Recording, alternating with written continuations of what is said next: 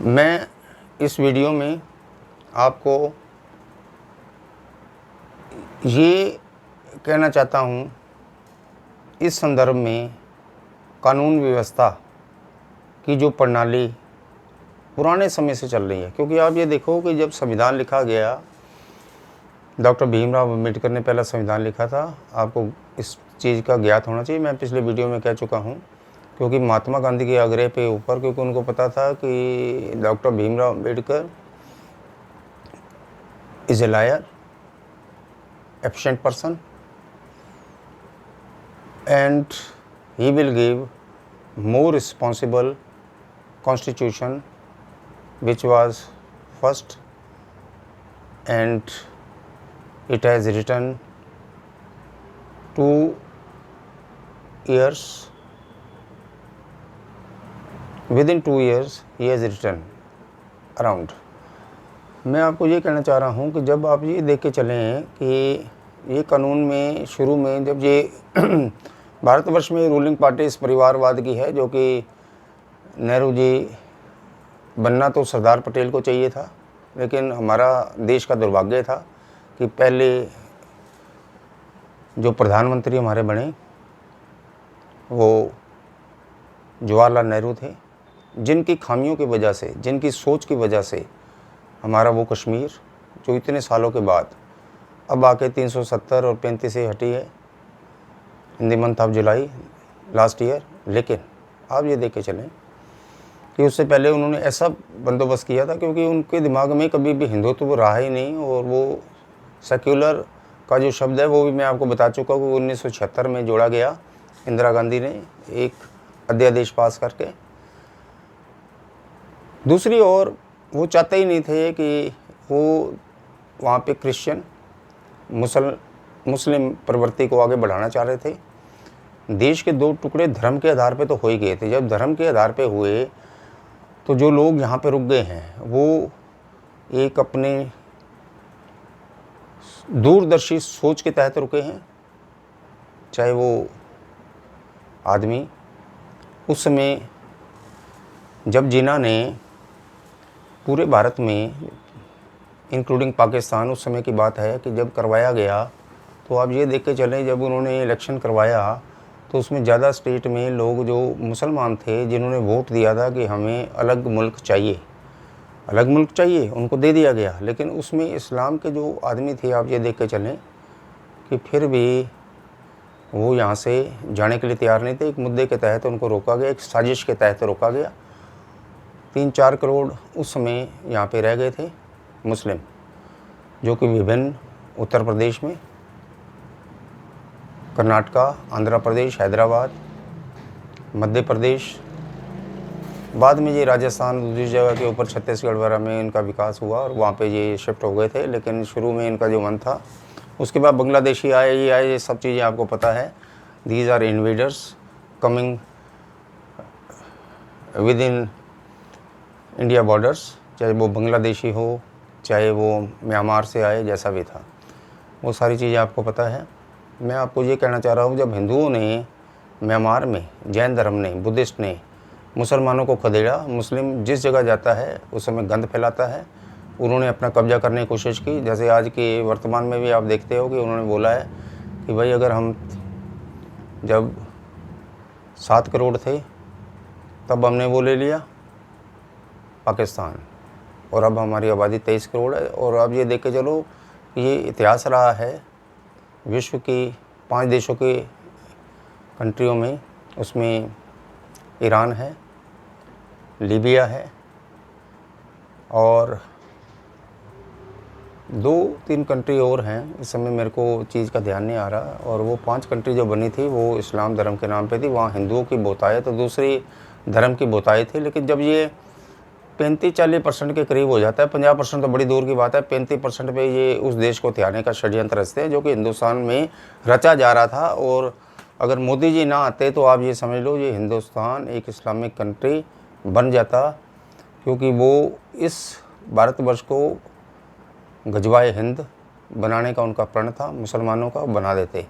लेकिन ये मानो कि जैसे कुरान में होता है कि लिखा है कि कोई भी जब कोई अधर्म की चीज़ चलेगी, कुछ होगी, तो मैं किसी रूप में भी आऊँगा। तो इस रूप में अगर वो मोदी जी को उन्होंने भेज दिया है मुसलमानों को ठीक करने के लिए, तो मुसलमानों को मान लेना चाहिए कि ये हमारे मोहम्मद पैगंबर ने भेजा है मोदी जी को, और वो अपना काम सफलतापूर्वक कर रहे हैं और करेंगे।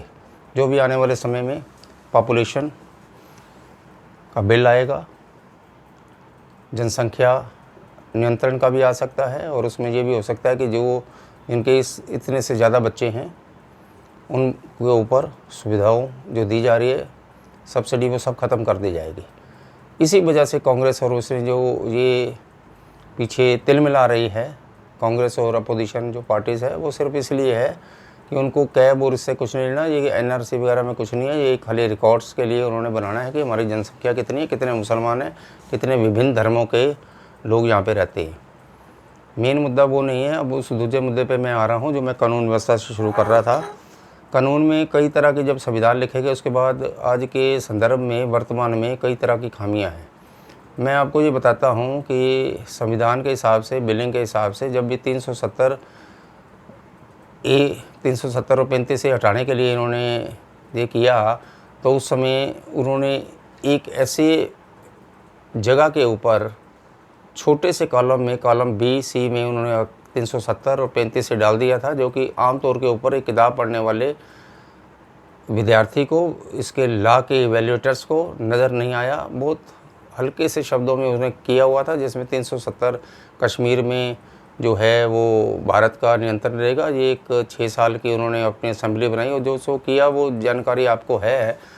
और ये सिर्फ ये आप समझो कि उनके प्रयासों से जो पुष्पेंद्र कुलश्रेष्ठ, कर्नल जो RSN सिंह हैं, GD बख्शी, और ये आपके सुरेश पंडित, इनके प्रयासों से वो चीज़ कोर्ट में गई है। और कोर्ट को उनका पता ही नहीं था, उन्होंने समय लिया उनसे कि मैं देखेंगे कि ये 370-35 का बिल कौन से पॉइंट में डाला, क्या है, उसको स्टडी करते करते 2-2.5 साल हो गए। और उसके बाद ये आके सारा कुछ जो हुआ उनके प्रयासों से हुआ। पुष्पेंद्र कुलश्रेष्ठ को आपको सल्यूट करना चाहिए, जिन्होंने इस धारा को ला के बहुत अच्छा काम कर रहे हैं पुष्पेंद्र कुलश्रेष्ठ से, जो कि आपको जगा रहे हैं। हिंदुत्व को जगाना उनका काम है, मुद्दा है, बहुत बढ़िया काम पे वो ठीक रास्ते पे है।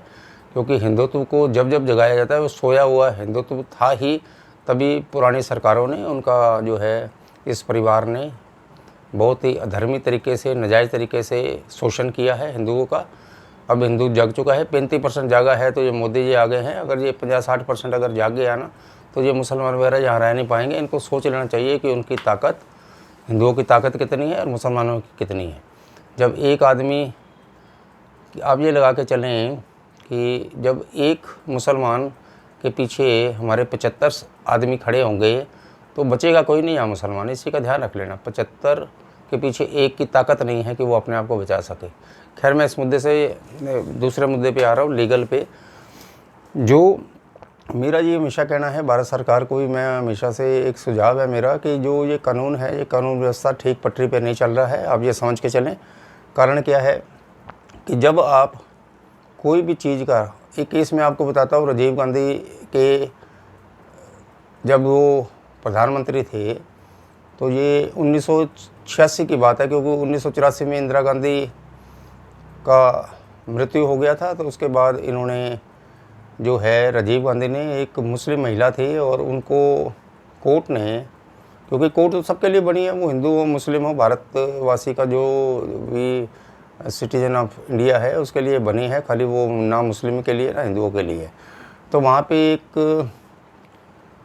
असहाय जो वृद्धा थी, उनको 75-76 साल की थी, तो उन्होंने उसके हक में फैसला दिया था। तो आप ये समझ के चलो कि वो सड़कों पे उतर आए थे। मुसलमान को, कोर्ट को भी कुछ नहीं समझते, कानून व्यवस्था को कुछ नहीं समझते, वो सिर्फ अपने यहाँ पे गजवाए हिंद साबित करने के लिए आए हैं। उनके अगेंस्ट आप कोई भी वो करोगे तो सारे इकट्ठे हो जाते हैं। लेकिन 370 जो कश्मीरों में हिंदुओं की औरतों का बलात्कार हुआ 1990 में, जब गृह मंत्री मुफ्ती मोहम्मद सईद थे, तो उस समय तो उन्होंने कुछ नहीं कहा था। अच्छे जो मुसलमान हैं, इंटेलेक्चुअल है, शिया है यहाँ पे 20%, तो वो देख के चलो कि यहाँ पे जितने पढ़े लिखे हैं, आप ये समझ के चलिए कि यहाँ पे शिया ज़्यादा है, वैसे सुन्नी कम है। अब मैं इस चीज़ को रिग्रेट भी कर रहा हूँ जो मैंने बोला कि शिया की आबादी, शिया की आबादी ज़्यादा है और शिया को हमेशा पाकिस्तान ने प्रताड़ित करा है। मैं अपने मुद्दे से भटकूंगा नहीं। मैं आपको ये समझाना चाह रहा हूँ, कानून व्यवस्था में जब उन्होंने कोर्ट ने ये पास किया तो वो मुसलमानों ने उसका विरोध किया था। और फिर सिर्फ वोट बैंक की राजनीति के लिए राजीव गांधी ने क्या किया, वो ये किया कि पार्लियामेंट में जब उनकी 412 सीटें थी तो उन्होंने उस कोर्ट के फैसले को पलट के मुस्लिम जो उस असहाय वृद्धा है उसको न्याय नहीं दिलाया। ये कौन सी बात हो गई है कि जब एक कोर्ट एक फैसला करता है उसको मानने के लिए मुसलमान तैयार नहीं होते। दूसरी बात, ये सब पे एक जैसा होना चाहिए कि जो न्यायपालिका है वो ऊपर है, कार्यपालिका अपना काम करती है, सरकारें अपना काम करती हैं। मैं आपको ये बताना चाह रहा हूँ कि जब ये चीज़ें कोई भी कोर्ट है, चाहे वो 8 साल की बच्ची के साथ बलात्कार होता है या 15 साल की बच्ची है जो आपकी नाबालिग है या उससे ऊपर उम्र की है, रेप है, बच्चों को पता ही नहीं होता कि ये रेप क्या होता है। और ऐसी भी संभावना नहीं है कि ये ज़्यादा मुस्लिम प्रवृत्ति के लोग करते हैं, ये मुझे कहने की ज़रूरत नहीं है, ये आप सब लोग समझते हो। किसी भी अखबार को, किसी जगह, किसी पत्रिका को उठा लोगे तो कोई समाचारों में मुस्लिम के हिंदुओं पे अत्याचार और बच्चियों पे अत्याचार की कहानियाँ आपको मिल जाएंगी। मैं सिर्फ ये कहता हूँ कि ऐसे जो अबोध बालिकाएँ हैं उसके ऊपर कानून, ये बिल इस सरकार को ऐसे लाने चाहिए, कानून व्यवस्था ऐसी रखनी चाहिए जिससे कि उस तमगुण से संबंध रखने वाले आदमी, जो मैं आपको समझा चुका हूँ कि ये प्रवृत्ति जो है, जो कानून को कुछ नहीं समझती है, इनका जो है एक कार्यकाल से इनको स्पेशल कोर्ट जो है बिठा के उनको लिमिटेशन डाल देनी चाहिए कि अगर कोई बलात्कार का केस बच्चियों के साथ होगा तो आपको फैसला 6 महीने में होगा। 1 महीने में FIR दर्ज होनी चाहिए, 2-3 महीने में अपना जो भी केस को है आगे बढ़ा के इसको ख़त्म करना चाहिए, फैसले होने चाहिए, तब लोगों को डर होगा। आप ये देख लो निर्भया कांड में क्या हुआ कि 8 साल के बाद अगर एक माँ बाप को जिसकी वो बच्ची है अगर न्याय मिलता है तो ये भारतवर्ष का मैं जो है विरोध करता हूँ इसके कानून की। आपको भी करना चाहिए, हिंदुओं को सबको करना चाहिए कि न्याय प्रक्रिया जो है बहुत यहाँ लंबी है और उसमें कई तरह की खामियां हैं। उस खामियों को ये आज की जो सरकार है वो दूर कर सकती है, करने भी चाहिए। मैं आपको ये जब प्रयास से सब कुछ हो जाएगा, ये नहीं है कि जो चीज़ पुराने कानून बन गए उसको हम चेंज नहीं कर सकते। पार्लियामेंट में भाजपा की जो 303 सीट है और ये सब कुछ कर सकती है। राज्यसभा में थोड़ी कमी है, दूर हो जाएगी। बाकी अच्छे कानून का साथ विरोधी पक्ष भी देते हैं, वो पता चल जाता है कि कौन, सरकार को भी पता होना चाहिए कौन विपक्ष हमारे साथ है और देश को भी पता होना चाहिए कि कौन किस चीज़ का कानून का विरोध करता है, नहीं करता है। दूसरी बात, हमेशा फैसले जल्दी होने चाहिए। जो जब फैसले होते हैं, चाहे वो आपको एक रेंट में आदमी है, चांदनी चौक में पुरानी दुकानें हैं, आप देख के चलो, सामाजिक और व्यावसायिक बात पे आ रहा हूँ, तो उन दुकानों के ऊपर उनका कोई कसूर नहीं है। अगर 50-60 रुपये किराया है तो गलत है। उन दुकानों को जो आज लाखों करोड़ों में पहुँच चुकी है उसको नुकसान नहीं होना चाहिए। उन आदमियों को उसका ठीक मालिकाना हक मिलना चाहिए। केस को जल्दी ख़त्म करना है, कानून व्यवस्था को ठीक करो। बलात्कार के केस में बिल्कुल भी, और जो भी बलात्कार का छोटे बच्चों का, आपकी सरकारी वकील एक होता है, एक दूसरा वकील है जो उसको बचाने के लिए उसके डिफेंस में जो वकील है, अगर ये वहाँ की जितनी भी कोर्ट की कड़कड़ुमा है, दूसरी है जितने भी कोर्ट्स हैं, उसकी एक यूनियन होती है। यूनियन को अपना ये आपस में संगठन से ये पास करना चाहिए उसके प्रधान को कि जो भी इन बच्चियों की बलात्कार के केस डिफेंस में लड़ेगा तो उसका जो है रजिस्ट्रेशन रद्द हो जाएगा। ये किसको करना है? ये करेगा प्रधान करेगा, जो कि व्यवस्था को सब समझते हैं और अपना कोर्ट्स के वो एक अधीक्षक के तौर पे हैं, एक प्रधान के तौर पे। उनका चुनाव जो है कानूनी हिसाब से जो कराया जाता है, हर साल किया जाता है, जिसमें प्रधान, प्रेसिडेंट, सचिव, कैशियर सब होते हैं। मैं आपको ये कहना चाह रहा हूँ कि उनका बिल्कुल सामाजिक, किसी को केस नहीं लड़ना चाहिए जब भी ये छोटा रेप का केस आएगा। और दूसरा, जो भी और है, अलग अलग तरीक़े के केसेस बहुत आते हैं, तो उसमें पहले तो रेप के केस में जमानत नहीं होनी चाहिए, बिल्कुल नहीं होनी चाहिए, क्योंकि मुसलमान निकल के फिर उस परिवार को धमकाते हैं और वो बाद में आके पता चलता है वो बच्चियों ने आत्महत्या कर ली। ये कोई कारण नहीं है, बच्चियाँ हमारी हिंदू की हैं, अगर वो आत्महत्या करती हैं तो आपको हिंदुओं को शर्म आनी चाहिए, विरोध करना चाहिए, सड़क पे करना चाहिए। दूसरा, कानून व्यवस्था को ठीक करने की इस समय ज़रूरत है। जो न्यायपालिका है, इसमें मैं किसी जज को या इसको वो नहीं कह रहा, मेरे इसी संदर्भ में कोई भी ऐसा बयान देने का मैं इच्छुक नहीं हूँ कि मैं इसको, उनका विरोध करता हूँ, वो अपने ढंग से चलते हैं, लेकिन वो भी अपने कानून के हिसाब से चलते हैं। जहाँ जमानत देनी होती है जमानत भी वो देते हैं। भी इसमें मैं उनका कसूर नहीं कहता, कसूर है कानून व्यवस्था का। उन खामियों को दूर करो। जो लॉ मिनिस्टर है इस समय भारतवर्ष के, उनको देखना चाहिए कि कौन कौन से ऐसे कानून हैं जो कि जिससे कि अपराधी जज से निकल जाता है। गलत है बिल्कुल, मैं उसका अपने तहे दिल से हर हिंदू को करना चाहिए, मेरा साथ देना चाहिए कि इस कानून व्यवस्था में जो जो खामियां हैं उसको दूर करो। क्यों दूर नहीं की जाती है? क्यों जो है गरीब आदमी वकीलों की फ़ीस दे दे के परेशान है? सरकार क्या कर रही है?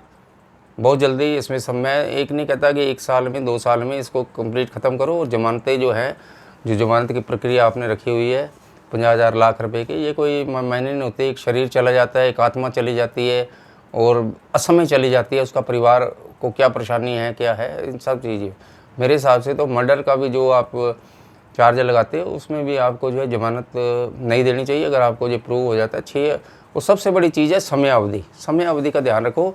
आप एक निश्चित करें कि आपने रेप के केस में कितने समय में इसको ख़त्म करना है। दूसरा, स्पेशल अदालतें हो लगनी चाहिए। जितने भी जजेस हैं हर डिपार्टमेंट में, देखो आदमियों की कमी है, सरकारी ये अदालतों में अगर आदमियों की कमी है, स्टाफ की कमी है, उसको पूरा करना चाहिए। आज के लिए इतना काफ़ी है। बाकी मैं किसी वक्त के ऊपर कानून व्यवस्था उसके बारे में और करूँगा। मैं सिर्फ ये चाहता हूँ कि हिंदू राष्ट्र टाइम्स को आगे ग्रुपों में पहुंचाने के लिए इस चैनल को सब्सक्राइब करें और अपने ग्रुपों में भेजें, जिससे कि अध्ययन प्रक्रिया चलेगी। क्योंकि क्रांति थोड़े से चीज़ों में नहीं आती है। हर इंसान को सोचना है, हिंदुत्व को सोचना है, अपने बच्चों का भविष्य हमने इसमें देखना है। जो जो कानून में खामियां हैं इसको विरोध करना है, सड़क पे करना है, लिख के करना है। सब लेखकों को, पत्रकारों को, चैनल्स में इन बातों को उठाना है। तब आके ये हिंदुस्तान सोने की चिड़िया कहलाएगा। यही मेरा सपना है। मैं GS सदेवा हिंदू राष्ट्र चैनल को चलाता हूँ। आप इसमें हमें सहयोग दें, जिससे मैं आगे थोड़ा सा बढ़ सकूँ और आपको अच्छी अच्छी चीज़ों का ज्ञान दे सकूँ। ओम नमो शिवाय। ओम हरि ओम।